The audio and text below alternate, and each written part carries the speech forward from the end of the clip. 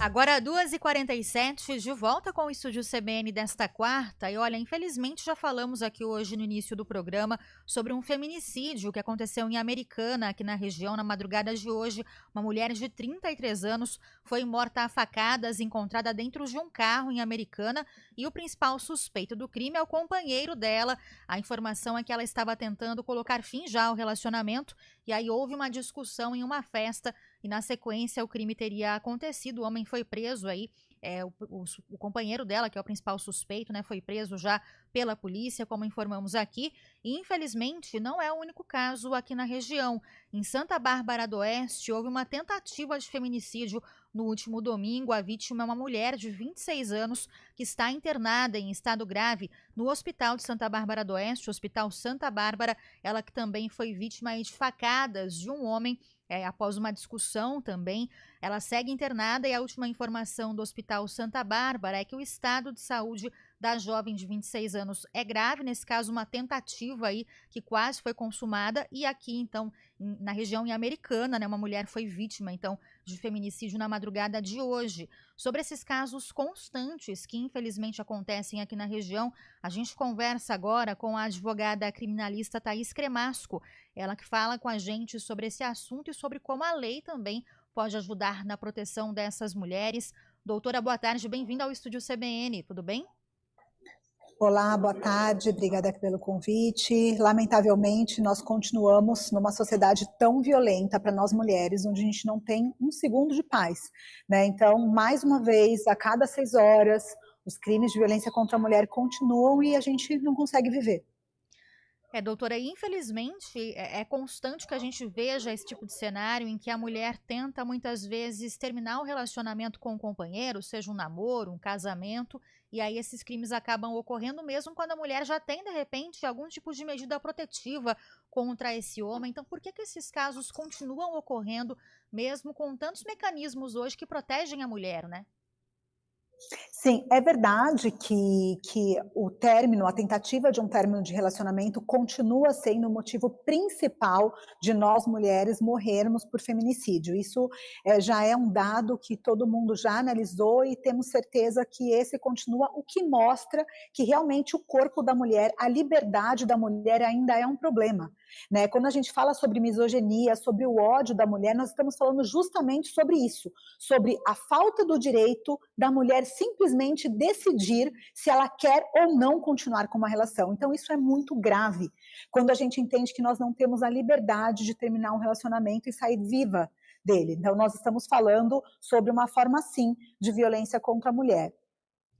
Em alguns casos, como eu sei, né, doutora, até a vítima já tem, de repente, uma medida protetiva contra o homem, já tentou, né, se separar, já não está na mesma casa, já mantém aí um distanciamento, e esses crimes acontecem. Nesse caso que foi registrado hoje, aqui em Americana, na região, a mulher estava ainda se relacionando com a vítima, tinha já esse desejo de terminar, mas, segundo amigos e familiares, não tinha colocado fim nesse relacionamento. Então, muitas vezes, a mulher que está numa situação de um relacionamento ali que é abusivo, em que o homem já dá sinais de agressão, em que já existe a agressão, isso é uma postura que dificulta também que a mulher peça ajuda e saia desse relacionamento?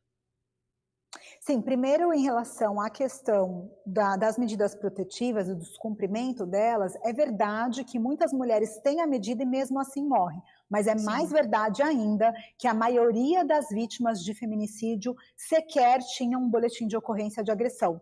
O que mostra que, para além da questão da punição, nós precisamos continuar trabalhando sobre prevenção. As mulheres precisam entender o que é a violência contra a mulher, não só quando vai para uma violência física, mas também quando essa violência ainda é psicológica, ainda é moral, que são os primeiros passos, os primeiros sinais de que aquela mulher está num relacionamento abusivo. Então é muito importante que as mulheres façam a denúncia antes disso escalar para uma violência física, né? E daí, de fato, a gente percebe que muitas mulheres permanecem no relacionamento por medo de denunciar, por medo da efetivação da lei e dos processos. Então, infelizmente, ainda é uma realidade a morte, deixando o Brasil como o terceiro país que mais mata a mulher, sendo que a cada 6 horas uma mulher é violentada pelo seu próprio companheiro.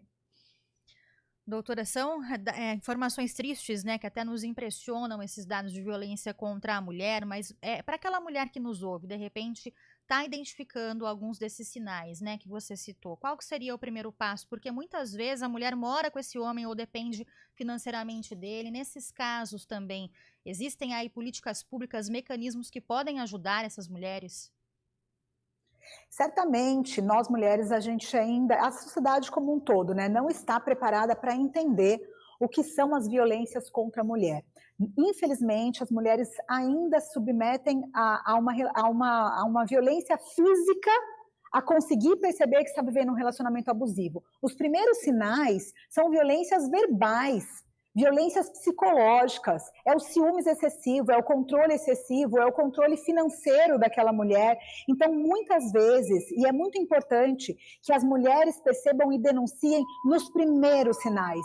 Nos países onde não há violência contra a mulher, a vigência, o que acontece é a tolerância zero. Se você pega a Suécia, por exemplo, que é um país onde existe igualdade de gênero, lá é tolerância zero para a violência. Qualquer tipo de repressão, qualquer tipo de violência verbal, a mulher já percebe que aquilo não é um relacionamento saudável e toma uma atitude. Então, infelizmente, nós ainda precisamos caminhar no sentido de fazer com que as mulheres entendam que é necessário estar num relacionamento onde não há nenhum tipo de violência. Então, tomar atitudes nos primeiros sinais. Outra coisa que é muito importante, o agressor, ele precisa ser reeducado.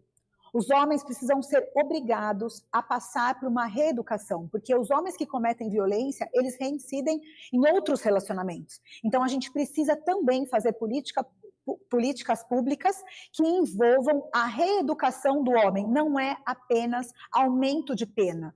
Isso não resolve o problema. Precisa ter, sim, outras medidas que façam que os homens entendam que a violência contra a mulher é inadmissível. Doutora, e quais são, né, esses primeiros passos, aí, essas primeiras providências que você citou, que essas mulheres que notam já sinais de violência num relacionamento podem tomar? É o registro de um boletim de ocorrência? É primeiro pedir ajuda ali, de repente, para algum amigo ou familiar que possa também auxiliar? Porque muitas vezes a mulher tem vergonha, né, de fazer essa denúncia. Então, como dar o primeiro passo e quais são também esses passos? Reconhecendo que você está num relacionamento violento ou abusivo, a primeira coisa que a mulher deve fazer é buscar na sua rede de apoio pessoas que possam estar com ela. Por isso que é tão importante que todas as pessoas saibam o que é a violência, né? Então você busca o apoio de pessoas, porque muitas vezes é um processo difícil de sair sozinho. Então a gente fala de rede de apoio, não só familiar, não só de amigos, mas também ONGs, instituições. Campinas tem órgãos específicos para isso, tem o CEAMO, que é um centro de acolhimento para mulheres com suporte, né, psicológico. Então é importante primeiro essa rede de apoio para que a mulher consiga fazer esse boletim de ocorrência. Nós em Campinas temos 2 delegacias da mulher, uma delas funciona 24 horas, a mulher pode ir até a delegacia. Lá também tem uma escuta para que essa mulher faça o boletim. Fazendo o boletim de ocorrência, ela vai ter direito à medida protetiva que vai afastar o agressor do lar.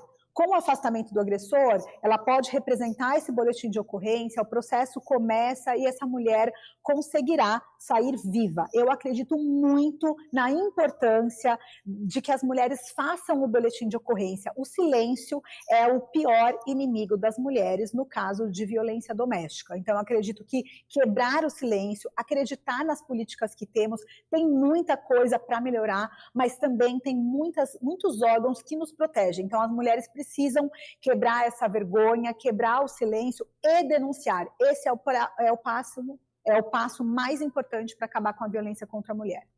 Doutora, não só em casos em que existe de fato a violência ali, a agressão física, esse boletim de ocorrência pode ser registrado, né? Se a mulher, de repente, recebe alguma ameaça de algum ex-companheiro que não aceita ali o fim do relacionamento, se existe alguma forma ali de perseguição, né, de desconforto, a mulher também pode fazer o registro do boletim de ocorrência?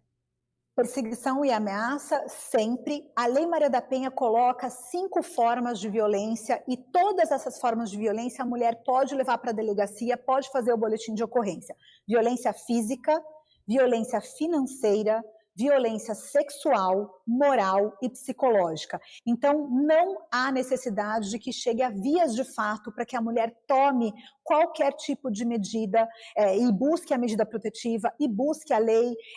Só a violência verbal já é motivo suficiente para que a mulher tenha o direito de buscar não só estar fora desse relacionamento, mas também a proteção da lei. É muito importante que as mulheres não esperem chegar na violência física, porque muitas vezes isso já vai para uma questão fatal, a mulher acaba sendo vítima, de fato, do feminicídio. Muito bem, eu quero agradecer aqui conosco a doutora Thaís Cremasco, que é advogada criminalista, falando com a gente sobre esses casos de feminicídio, né, infelizmente aqui na região, e trazendo também essas orientações aí de segurança mesmo para as mulheres que nos ouvem. Doutora, muito obrigada, viu, pela participação. Uma boa tarde para você. Eu que agradeço, muito obrigada, boa tarde. Muito obrigada. Agora, 2h58, a gente faz mais um intervalo bem rápido.